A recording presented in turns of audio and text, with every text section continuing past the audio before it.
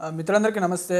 ఈరోజు మరి ఈ యాదవ సామాజిక వర్గానికి చెందిన ఒక సర్పంచ్ అభ్యర్థి తన నామినేషన్ వేయడానికి వెళ్తే మరి ఆయన రాజకీయంగా ఊరిని పరిపాలించొద్దనే కుట్రతో కొందరు అగ్రవర్ణాలు మరి ఆయనని కుట్రపూరితంగా ఆయనని కిడ్నాప్ చేసి మరి ఆయనని చిత్రహింసలు పెట్టడం జరిగింది. అది ఎక్కడో కాదు, ఈ నల్గొండ జిల్లా తిప్పర్తి మండలం ఎల్లమ్మగూడె గ్రామంలోని ఒక యాదవ సామాజిక వర్గానికి చెందిన యాదగిరి అనే వ్యక్తి ఆయన సర్పంచ్ కావాలి, ఊరికి నేను సేవ చేయాలని ఆయన పోరాడుతుంటే ఈ అగ్రవర్ణాలు ఆయనని కుట్రపూరితంగా ఆయన నామినేషన్ వేయకుండా ఆయనని రాత్రికి రాత్రే కిడ్నాప్ చేసి మరి ఆయన విపరీతంగా కొట్టి మరి ఆయన నోట్లో చెప్పకూడదు కానీ మూత్రం పోస్తారు. మనం ఏ దేశంలో ఉన్నాం, మనం ఏ పరిస్థితిలో ఉన్నాం, మనం ఈ ప్రజాస్వామ్య దేశంలో బీసీలకు, ఎస్సీలకు, ఎస్టీలకు ఈ స్వేచ్ఛ లేదా సమాజాన్ని పరిపాలించడానికి?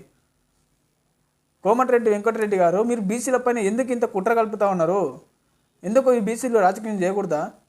ఎన్ని ఏళ్ళ నుంచి మీరు పరిపాలిస్తున్నారు కదా, నువ్వు ఎన్నోసార్లు మంత్రి పదవులు తీసుకున్నావు, ఎంపీ అయినావు, ఇంకా మాకు కనీసం ఈ సర్పంచ్ స్థానాలలో అవకాశం ఇవ్వవా బాయ్? మాకు ఇంతకు మేము ఇంకా ఏం పరిపాలించకూడదా? ఓట్లేసే యంత్రాలుగానే మిగిలిపోవాలా మీకు? దయచేసి బీసీలారా, మనము వీళ్ళని లేకుండా పోకుండా అనవసరంగా వీళ్ళకి అవకాశాలు ఇస్తూ మనం రాజకీయం చేయకపోవడం వల్లనే మన మీద దాడులు జరుగుతూ ఉన్నాయి. దయచేసి మనం ఆలోచించుకోవాలి, సిగ్గుశరంతో ఆలోచించుకొని ఆత్మగౌరవంతో మన వాళ్ళని గెలిపించుకొని ఎమ్మెల్యే పెడితే అక్కడ గెలిపించండి. మీరు వీళ్ళని తొందరగా వాడిని ఓడగొట్టండి. ఫస్ట్ అక్కడ ఆయన ఒక మంత్రి అయి ఉండి కనీసము మాకు ఇంత మంత్రి పదవి ఇస్తుంది సార్, మాకు అవకాశాలు ఇస్తున్నారు, కనీసం బీసీలకు అవకాశాలు అని కనీసం ఆయనకు ఆలోచన లేదు. దీన్ని బట్టి మనం ఆలోచించుకోవాలి. ఈ అగ్రవర్ణాలు ఎంత తిన్నా తరగదు వాళ్ళకి. మనం కనీసం సర్పంచ్ అంటేనే ఓర్చుకోలేవు వీళ్ళకు మనం అవకాశం ఇస్తున్న పెద్ద పెద్ద పోస్టులు అసెంబ్లీ పార్లమెంట్ పంపిస్తున్న వాళ్ళని. ఇది మనకు సిగ్గుశరం ఉండాలి కొంచెమన్నా. ఈ రాష్ట్రంలో ఉన్న యాదవ సోదరులారా, దయచేసి ఇట్లాంటి సంఘటన జరిగితే మనము ఏదో 4 మాటలు మాట్లాడో లేకపోతే ఇది చేయడం కాదు, ఓటు రూపకంగా బుద్ధి చెప్పాలి. దయచేసి దీని గురించి ఆలోచించుకోవాలి. మనం ఎన్నో సదర్లు పెడుతున్నాం, ఎన్నో చేస్తున్నాం, పోరాటాలు చేస్తున్నాం, కానీ ఏముంది మన లోపల? ఏం పట్టుదల ఉంది? దున్నపోతుకున్నంత బలం లేదు మన లోపల, బుద్ధి బలం. అదైనా ఆత్మగౌరవం కోసము అతలని గుద్దాలని చూస్తుంది, కానీ మనం అట్లాంటి లేదు. ఆ సీటు మాత్రము అవకాశాలు ఏమో దొరలకేయాలి, కిందనేమో మనము ఇట్లాంటి పరిస్థితులు అనుభవించుకుంటూ కూర్చోవాలి. వాడు మూత్రం పోస్తుందంటే అసలు ఏ రకంగా వాళ్ళు అంటే బీసీలను ఎవడేమన్నా మమ్మల్ని ఏం బీకెట్టోడాలన్న గుట్ర ధైర్యం వాళ్ళ లోపల ఉంది కాబట్టి కదా వాడు మూత్రం పోసిందంటే. ఒకసారి ఆలోచించాలి. ఆయన చూడండి ఒకసారి ఎంత విపరీతంగా కొట్టింది అనేది. కనీసం బీసీలు రాజకీయంగా తెలిస్తేనే ఓర్చుకోలేండి.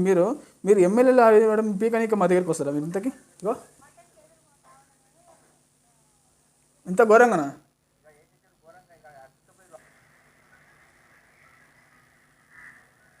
ఇంత విపరీతంగా కొట్టుకుంటూ చేసుకుంటూ మా బీసీల పైన కుట్రపూర్వకంగా చేసుకుంటూ ఉన్నారు.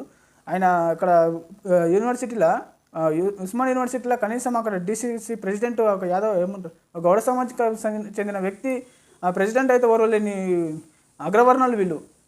ఎన్నేళ్ళ నుంచో కాంగ్రెస్ పార్టీకి మెట్లలాగా పార్టీ నిర్మాణం చేస్తూ ఉన్నారు.